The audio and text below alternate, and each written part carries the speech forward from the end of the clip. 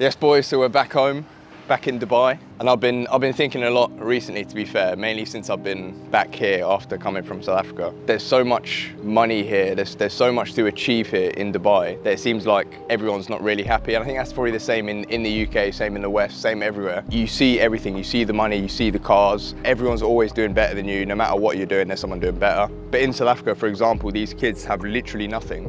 But because they don't have phones, they don't see the world, they don't have social media, they're not seeing Andrew Tate in a Bugatti every day on their feed, they're content with their life. And even playing football, obviously that's like my passion. That's I want to bring football to the world because I can see throughout my life how it's brought people together, brought people I know together, and it's just like, yeah, it's a beautiful thing. And like these guys, just to have a new football that we gave them, and to be able to play around with it and just enjoy themselves was like, yeah, they were endlessly happy. But if you give that to a guy here, he's just going to kick it back to you and be like, oh, fuck off, I don't want to fucking play football, I want to make money, I want to make another, I've already made 10 million this month, but I need to make fucking 12 million next month. Like, it's fucking dumb.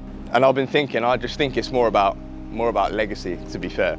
Like what you can actually do on this earth, what positive impacts can you have on this earth? And I think that's obviously through helping other people, and that's where I found I get most of my contentment and fulfillment, is not like doing stuff for me. Like I don't really give a fuck about like me feeling happy. It's just if I can have the biggest impact I possibly can, whether that's through my brand, through my personal brand, people being inspired through these videos and starting a business, or I don't know, wearing jogger products and then they feel like they can, yeah, take over the world. They're wearing the same products as the pros wearing, whatever it is. And yeah, definitely need to go back to South Africa a few more times and give back to the country I was born in.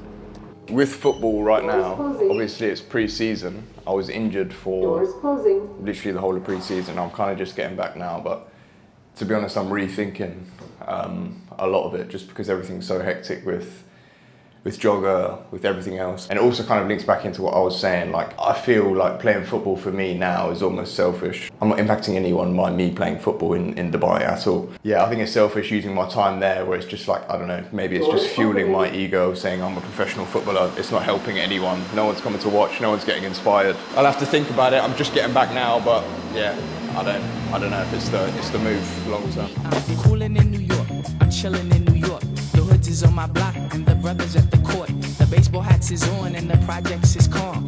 Dream times extended and highly recommended. But early birds like me's up checking out the scene. The early worms jog, forget about your job. Just come dig the essence while the decadence is hidden. When people act like people, the theory isn't pigeon. If you know the norm, it's like Hades transformed. On Sunday's early hours, the city sprouts its flowers. So get with the rhythms while you get in with the planets. Vibe off the jams, but don't take them for granted. Just chill. Gym done's a bit of a blow. I'm actually enjoying doing a bit more running now, especially as I'm not doing football as much. I was obviously running every single day, 2 hours a day. So we're gonna go work now in the marina. What was saying, Diego, too skinny? More raw milk, to be honest. More raw milk. Yeah, it could never have enough.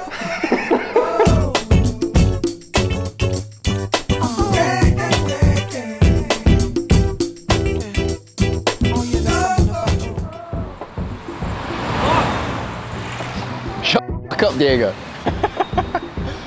Fucking hell. This Muppet fucking is driving behind me too slow. Absolute fucking knob. Sorry, mate.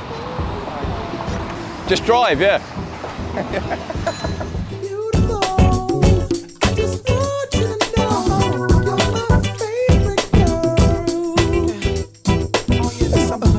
I know you gon' lose it. This new Snoop, come on, baby boo, you got to get into it. Going forward to play it with the cool wit. Yeah, you know I'm always on that cool. Walk to it, do it how you do it. Have a glass, let me put you in the mood. Little cutie, looking like a student. Long hair with your big fat booty. Back in the days, you was the girl I went to school with. Had to tell your mom and sister to cool it. The girl wanna do it, I just might do it. Hit her off with some. So we're just a little cafe right now. We've actually got a shoot later, which I've got to prepare for. I've got loads of calls in a bit. Boring stuff that you don't want to fucking see anyway. Now we're actually just gonna meet Glenn, who I've met at a few masterminds before. He's doing like crazy numbers in Ecom. He's got like multiple brands doing millions a month. He came through Millionaire Commerce with Samuel and Ruben as well, like me. like so many other guys. So hot, bro. Fuck me. But you're living in Marbella right now, innit? Full time. Like, no, not full time. I hop a bit between Marbella and Netherlands, but Ecom lifestyle. Marbella, yeah, Netherlands. How's everything going with the brands as well? Good, man. We are now preparing for Q4. It's all almost started, I think. I think if you're now preparing for Q4 and you just started with that, you're too late. So. And as a founder as well, you always want to do like better than last year every single year, and it gets like to a point like, fuck. What else can we even do? For sure, like, for sure. Crazy. And like 80-90% is in your own hands, but also you need a bit of momentum. You know, you need to have a bit of luck with Meta that you get the good traffic, because what we see now is like sometimes you get just a bit less good traffic, and then what can you do? You do exactly the same as normally, but it's also a bit the timing in the market with Ecom. What is your business model right now? Are you branded dropshipping, brands? What are the kind of numbers you're pulling in? So I said before, we obviously introed it and saying you're doing some crazy shit right now with the brands. That's always a thin line. Yeah. I see some people doing fashion dropshipping, they call it branded dropshipping because they do custom packaging. And I see some people doing branded dropshipping, they call it a brand. So I spoke with you before that as well. I think it's between, it's like branded, but with the dropshipping fulfillment. And we do over 7 figures a month, steady. And last month or in August, no, in July, sorry, we did over 2 million even. So it's crazy. Also, we do some coaching now, so helping others. You know. Yeah, how is that, by the way, the coaching?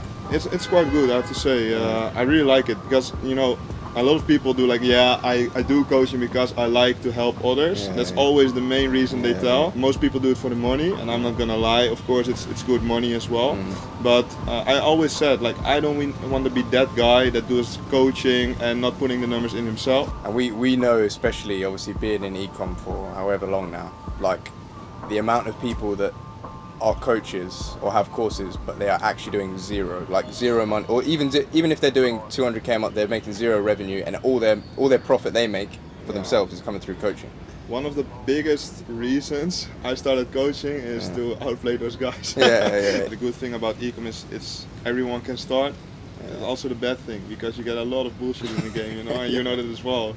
You've seen it as well. And you do it in a different way as well. You do like branding from the start.